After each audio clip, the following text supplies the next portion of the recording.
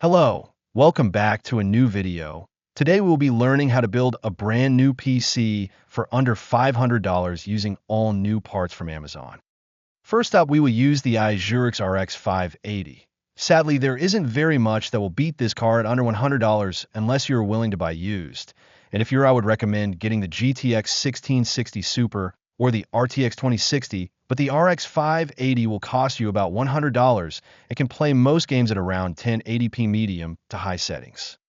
Next up for the motherboard, we will be using the Gigabyte B550K, which supports DDR4 RAM and AM4 CPUs and has dual SSD storage slots, although it does not have Wi-Fi or Bluetooth capabilities on its own. For those Wi-Fi and Bluetooth capabilities, you will need a Wi-Fi card. Personally, I would recommend a TP-Link PCIe Wi-Fi card, but you can also use the USB dongles, but I would prefer this, and this would cost you about $30. Next up is the Ryzen 5 5500 CPU, because it has 6 cores and is a great budget CPU overall, and I recommend it, because it also only costs $73.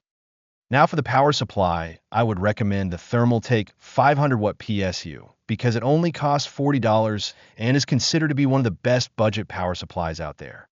And for the SSD, I would recommend the Crucial P3 500GB SSD, because it is relatively fast and costs about $50. Now last but not least, the RAM. I would go with the Team Group T-Force Vulcan 16GB 3200MHz RAM modules because it is still fast and is budget-friendly while also having a heat sink built in. And there you have it, folks. This was how to build a PC for under $500 in total. The build cost about $478 for the parts, and you should also get around 60 frames per second in most games at 1080p medium to high settings. Thanks for watching, and if this video gets 100k likes, I will build this PC myself.